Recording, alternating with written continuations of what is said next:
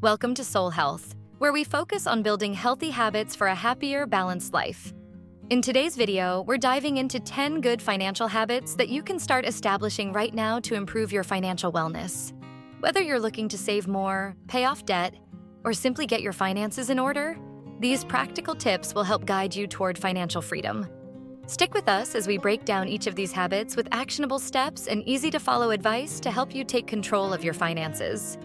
Our first habit is to create a long-term financial plan. Think about where you want to be financially in the next 5, 10, or even 20 years. For example, maybe you want to save for a dream vacation or prepare for your child's college fund. Start by identifying these medium and long-term goals. Write them down and break each one into smaller, actionable steps. For instance, if you're saving for a vacation, calculate how much you need and divide that into monthly savings targets.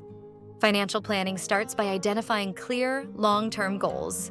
Consider the major life events you need to prepare for. For example, if you want to save for a family vacation, break it down into smaller steps, like saving $100 a month for the next 12 months. Or if you wanted to think about retirement planning, you might start a 401k or IRA early so compound interest could work in your favor. If your employer offers to match contributions, then max that out. That's free money right there. You're going to want to break your long-term goals into smaller, actionable steps. You can use online financial calculators to figure out how much you need to save each month for goals like retirement or paying off a mortgage.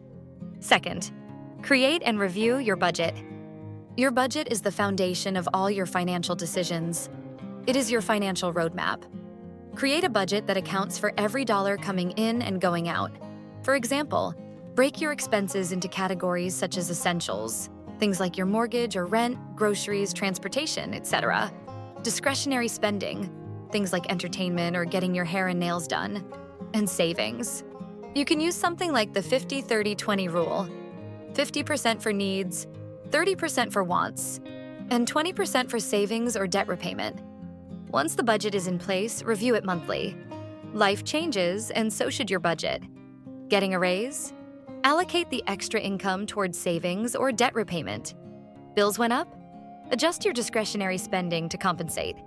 A little pro tip: include sinking funds in your budget. These are small savings pots for irregular but predictable expenses like car repairs or holiday shopping. Third, track your expenses. Tracking where your money goes is key to avoiding overspending. Gone are the days of balancing checkbooks manually. Today, there are apps that do it all for you.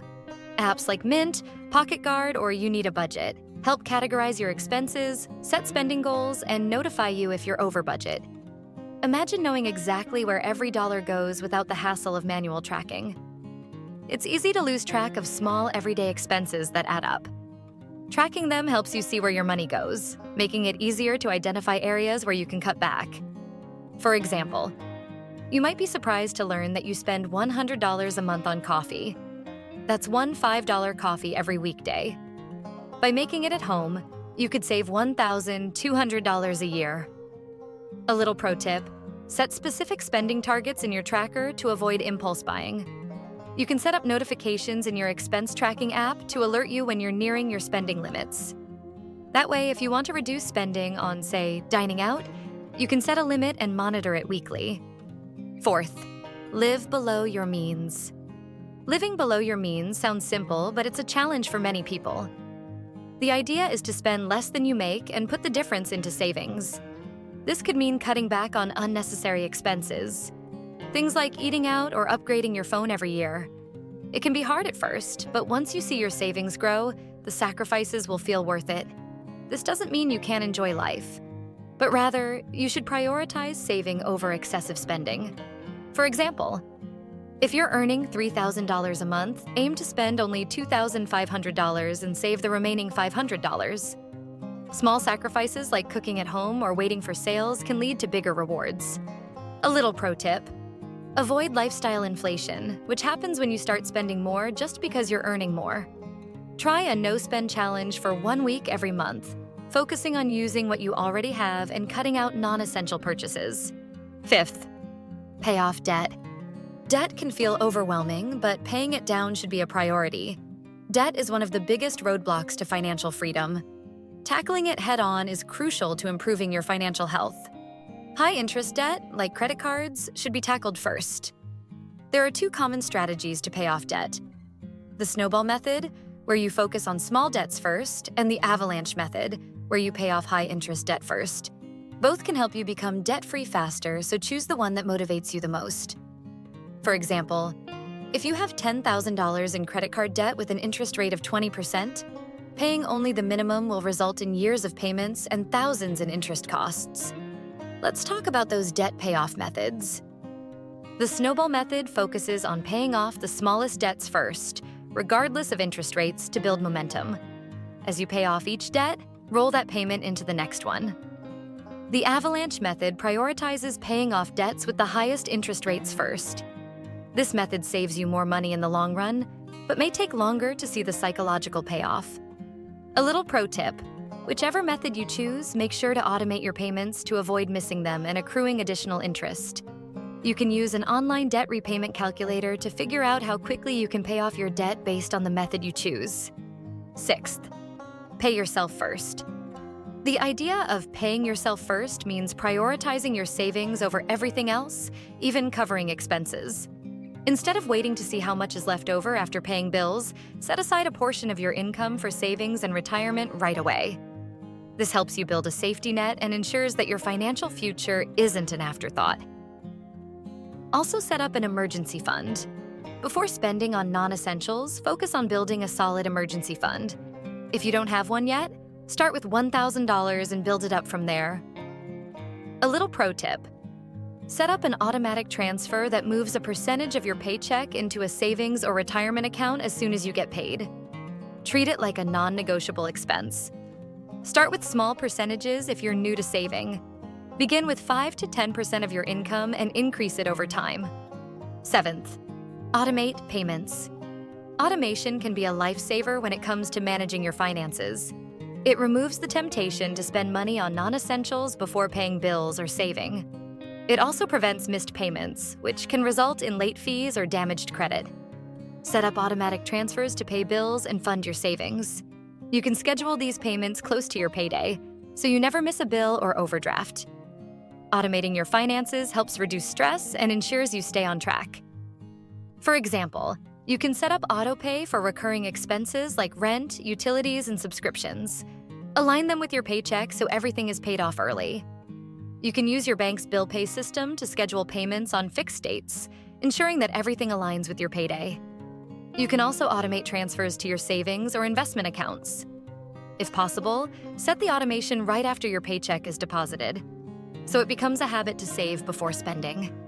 A little pro tip: review your automated payments every few months to ensure they're still accurate. Subscription services can change in price without you noticing. Eighth, save for retirement. Retirement may seem far off, but the sooner you start saving, the better. If your employer offers a 401k, take full advantage of any matching contributions. It's essentially free money. If not, explore other options like IRAs or even investments like real estate or stocks.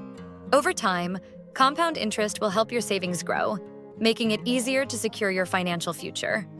The earlier you start saving for retirement, the more your money can grow through compound interest. For example, if you contribute $200 monthly to a 401k starting at age 25 with a 7% annual return, you could have over $500,000 by the time you retire. A little pro tip: increase your retirement contributions each time you get a raise. Even a 1 to 2% increase can make a huge difference over time. And a little practical tip: you can use an online retirement calculator to estimate how much you should be saving now to reach your retirement goals. Ninth, build an emergency fund. Life is unpredictable, and having an emergency fund can prevent financial crises. Aim to save 3 to 6 months' worth of expenses to cover emergencies like medical bills, car repairs, or job loss. If saving several months' worth of expenses seems overwhelming, start with a goal of $1,000 and build from there. Even small amounts can help in emergencies like car repairs or medical bills. So, if your monthly expenses are $2,000, aim for an emergency fund of $6,000 to $12,000. A little pro tip: Keep your emergency fund in a separate savings account so it's easily accessible but not tempting to dip into for non-emergencies. Set up an automatic transfer to your emergency fund with each paycheck to grow it steadily over time. And 10th, plan your purchases. Impulse buying can quickly throw off your budget. Instead, plan major purchases by researching products, checking reviews, and comparing prices. This ensures you're getting the best value for your money and helps avoid buyer's remorse. Take your time before making any big financial decision, and always be on the lookout for discounts or cashback offers. For example, before buying a new gadget, check multiple review sites, look for discount codes, and compare prices online. If you wait for a sale or use a price comparison tool, you can save a lot. A little pro tip: use the 30-day rule. If you're tempted to make a non-essential purchase, wait 30 days before buying. This gives you time to think if it's something you really need. Use browser extensions like Honey or Rakuten to automatically find coupons and cashback opportunities when shopping online. These 10 financial habits can make a world of difference in your journey toward financial stability and freedom. Remember, it's never too late to start, and even small steps can lead to big changes over time. If you found this video helpful, don't forget to give it a thumbs up and subscribe to Soul Health for more tips on building healthy habits that nurture both your mind and your wallet. Be sure to hit the notification bell so you never miss out on our latest videos. And if you have any financial tips or habits that have worked for you, we'd love to hear them in the comments below. Thanks for watching, and we'll see you in the next video.